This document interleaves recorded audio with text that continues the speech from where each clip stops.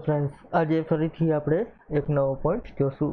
Friends आजनो आपणो point छे के बे कंपनी मर्ज थई होय तो एना शेर बहार होय अथवा तो आपणे ए कंपनीना बंनेना शेर लीधा होय तो ए बंने कंपनीना शेर मर्ज कई रीते करवा।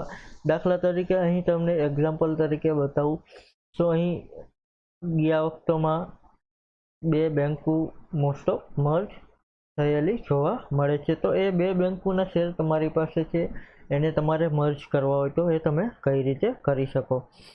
તો અહીં સૌપ્રથમ આપણે શેરમાં જશું ફ્રેન્ડ્સ। એમાં છે શેર એન્ટ્રી, અહીં મર્જ અને ડીમર્જ આપેલું છે।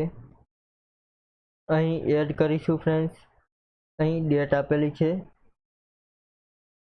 ત્યાર પછી વાઉચર નંબર છે, અહીં શેર આપણે લઈ લેશું, એન્ટર આપીશું। ત્યાર પછી પ્રોડક્ટ છે તો અહીં અત્યારે હું સેન્ટ્રલ બેંક અને વિપ્રોને મર્જ કરું છું, પરંતુ એક્ઝામ્પલ તરીકે અહીં મર્જ કરું છું ફ્રેન્ડ્સ। અહીં સેન્ટ્રલ બેંક લેશું, ત્યાર પછી અહીં ઇનપુટ લેશું, એટલે કે વિપ્રો સેન્ટ્રલ બેંકમાં મર્જ થઈ ગયું છે ફ્રેન્ડ્સ। અહીં ક્વોન્ટિટી લેશું,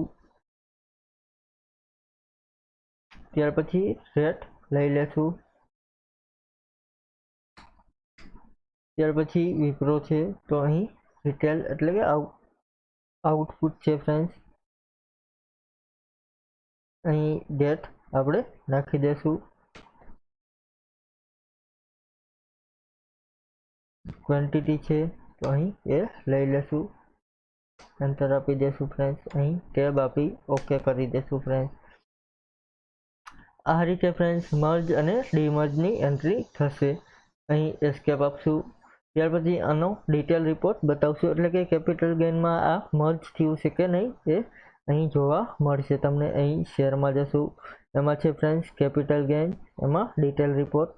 તો અહીં વિપ્રો અને સેન્ટ્રલ બેંક બંને મર્જ થઈ ગયું છે એ તમે અહીં જોઈ શકો ફ્રેન્ડ્સ। અહીં જોશો તો 10/5/22 બંને મર્જ થઈ ગયું છે, એન્ટર આપશો તો એ પણ એન્ટ્રી તમને બતાવશે। થેન્ક યુ ફ્રેન્ડ્સ, આજનો જે પોઈન્ટ છે એ પૂરો। કાલે ફરીથી એક નવો પોઈન્ટ જોશું। Thank you.